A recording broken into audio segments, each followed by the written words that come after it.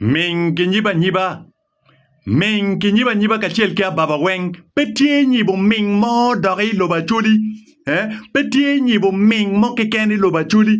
Riemo balalu kono riemo adonyi matie lobo achuli. Pe miete dok ni kinong tuer ke bot Museveni. Pe miete ni dok kinong tuer ke bot Salim Sale. Ti winyene we la kuo ka odonyi gangi dok miete ni dok ini cheri ik brilung la kuo la rem la kuo me konyo in rima la kuo ki gangi unyola nego ka odonyi gangi la mone ka odonyi gangi dok miete ni dok lung la mone ni me konyi riemo la mone ni ki gangi kombedi me rogo udanya ka loba chuli riemo me rogo matki loba chuli pe miete ni dok ke nong tuer ke bot Museveni unyo ke nong tuer ke bot Salim Sale uti na yana we nyibo ming peke nyip iloba chuli la kodi style moni me miu majo moni magitika tiki NRM donc gimier giti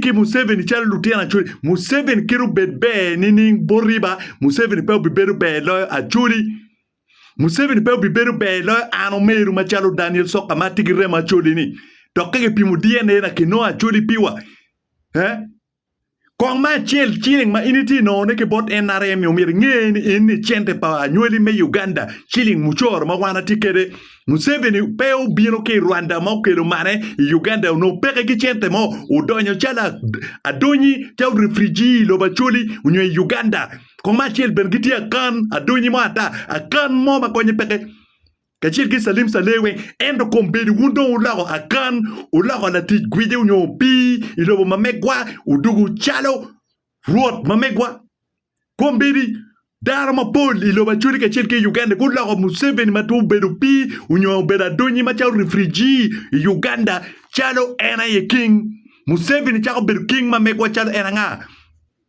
kawan wa churi opeka bene wagi king chipping odong wan watika tera chuli gen wati ter Museveni ka chel ki Salim Selegi chalo ruot pa chuli pingo watika ter la merogo chalo ruot mamekwa upi ma odanyi lobo mamekwa kombere watiu chalo tika ticher kabaga uchero kwane proverbs ma waje kamaleng ni uptie dana dek makago kake miyo gitwero nyuguno kuch giweko wilobo pe yue dana dek maber adek baroma ngwen mapegi weko wilobo yue teke gunyona ka tiengi unyo guno kakagi pegi weko lobo ki yue dana ne ena yeni upi me dugu kabaka teke weko upi dugu kabaka ilobo mamigi chan kia waka mau bikelo ikom wun machala nyweli pe ubikanyo Mario angeja me dugu dago ot teke weko angeja udugu dago ot awaka mau biberu kede awaka mau biberu kede ki jenye ki gwie ki kirubi mistreating ki dano wilobo pe ubi kanyo me adek la ming mau yengi cham la ming kay weko la ming uyengi cham distraction makedo tie wilobo pe twer kanye kedo distraction mo maraji kumi mapelare Kong koi tem kong inger kenyo wek la ming mo mie ko mat ko non ker kit ligene ibi ne la ming kom in me wile kon goyi e matek lwenyi kumi goyi wile so la ming muyen kicham chan mo bikelo pe wache so win lock kama mega in mabe win lock ka an machalo Daniel Soka, Honorable Daniel Soka, aka General Bad News. Pien lok ma logo ti matek cha mukene karo capacity me widano ma pod. Ento beru be ke kero. Chwini menyang me winyu lok kama be. Tine ane. Upi me dugu kabaga chan mau bikele lobo anyweli pe ubikanyo. Angeja me dugu dago on chan mau bikeli lobo wilobo pe ubitwero kanyone doktano pe ubitwero kanyone angeja ubedu house girl nyola teach ot mau dugu dago ot awaka ki chan mau bikelo nyoki mistreatment mau bikeli kom dano me gang enuni wilobo pe ubitwero kanyone la ming muyeng gicham la ming kau yeng gicham distraction me ma mege pe bitwero kanyone eno weko polkar ka NRM gi bieno kenyu ko nge piero lu ming ngoko kicham ki miyo gi chile ali ba pa we wu madu alon chero yeng kombedo nyomar pone Distraction ki bien dangene de non peu bi wacc korongo oye pien la ming ki pien ki cham. So win look ma mega enemy. So riemo Balalu ka chiel ki adonyi mati lo ba chuli pe miete ni umir ki non tuer mo ki ken ki bot Museveni. For how long shall we be fools? Pingo kitiu ki one way level makuma Acholi ngo matiga ba wiba. Awobe umakatum kitong umakatum kiater umak lukila uchak tong don diang metie duyu lo Acholi tong diang kenyu dugdek. Pin after all diang ikikelu kenyu me chueo me fattening me no merkero me no kilo me gaining kilo ki charo weng chene ne konyo Rwandis. Chene ne konyo Rwandis. Cherka konyo game. So gen matie uchak teach, uchak action. Loka madongi balo chawa. Action speak louder than words. Watongo udon diang enini go weng kilo bacholi. Wek dong bedu ready. Me chero I mabuch money makono Museveni kachelki Salim Sale ubikelo. Yes. Wachago teach ma action. Wachago action. Pien NRM government ka pay timo action gina chalo politika kamiel nyoti kamiela binya nyoti bado chaba uchake action rutia na chuli chi ubi neno ni lega ubi game dok ubi no solution mijami tuju ukel wit me achonya awanya ni ukel wit luriu wit melo achonya ni uchak tiji kom dianyi uchak tiji kom dianyi kamieta ni ke wala ke siba kol kinga hage action team adwa ta kenyu kit eni kay mion kit down o bar kit unye rubu mer pi kit unye rubu pi kit chokare dia mar diang to kenyu ye len kenyu chut tina ne so gen mati kichak action nyibo ababa pe pe miete loba chuli pe ka nyibo ababa Join the good warong do omir good one way level money. Karcha gupielo way mogo. Magidonyo kenyu. Watek gu. Kono ina ngo. Wareb. Dano wagunego madua ta. Kingo ento way chawa ni dong. Loj mengo mamekwado bedi chingi gitimu ginmo kikem iloba chuli wamon pawan machalo wana chuli ki yako lutiano mamekwa mabene muken mafutoyo kinywal loko kiri ki wiki piet kenyu distraction manyang kore nyoki Rwandis katimune ilobo chuli it's too much mapekwane pe wache ben pe loke yetum.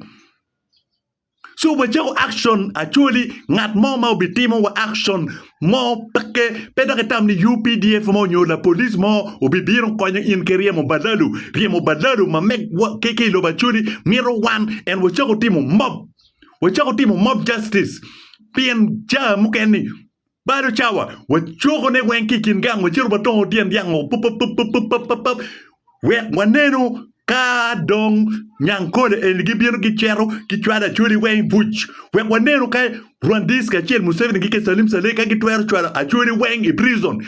Let's start action and we should not waste time. Peki bal chawa wenjibu ming do romo kitika dwen koma chuli yo duju lwen muken ma wan twer chubu ne kikom wani ya chuli wa chubu lwen muken ma wan twer handling kikom wa machala chuli let's handle hit chet gwok ke ngoko ma pudliet aber ka waj lok eni bot wukar ma pol niar ma pol. Let's do the action, let's do the needful. Wa chago mob justice kom joni wa gen nyankole Rwandis wa kidiangi wen wa chago mob justice kom ge Kauta mani justice for Museveni gi ubikonye wun merie mo Balalu ki kiloba chuli chi wang. Kauta mani Museveni chagwa ubi commanding UPDF mebino konye wun kerie mo Balalu chi wang uchak action. Kauta action against Balalu and Rwandis eguni. Banyambu lenge kumbeli loba chuli no kiti mierke duk ulok kabeli Banyambu lenge. Banyambu lenge is the worst tribe in Rwanda kachel ki DRC ki Burundi. They are the tribe making order mudana chalo bueno. They are the most dangerous tribe. And Banyamulenge kumbiri ene kiti onyegi ya pa. Enoma wunutika waleneni kono madikika ngakeni. Banyamulenge tribe maki rubugika chiel ki madi. I know them. Awori lobo mapod. I know them.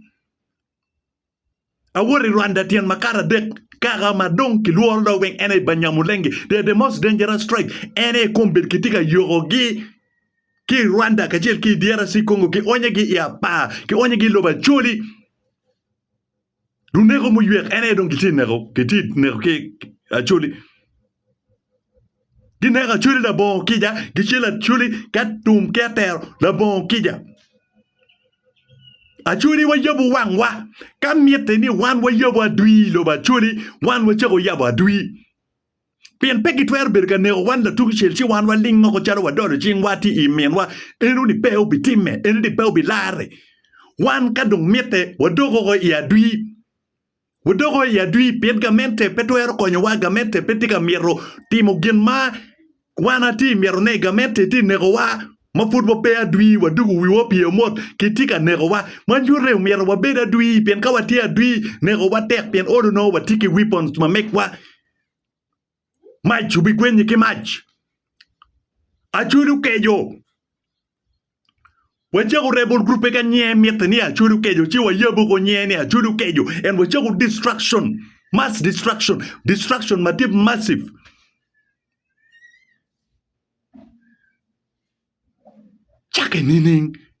chake nining ya da for go check ni ngeo mabe ni Museveni ti Rwandese ungeo mabe ni Museveni giti ulek diang ingeni ni Museveni gi ene kaka pa Banyamulenge eguni ento da kumbedi riemo Balalu da omirni unong twer ne kibot Banyamulenge Romani ubibi tika mwanya dano ichere ubibi tika mwanya dano loba chuli ento da gunu mieru nong twer kibot la did we ubibi me kwenye une ubibi unyomeri ya ubibi ki loba chuli chake nining ungera biro uchamo por wuo kwiji utiro por wuo ento da mierda ko chipen twer kibot la did we ungera meriemo ungera kilo mamegu nyomeriemo grupa ungera me igilo mamegu achuli we wutika tij mabe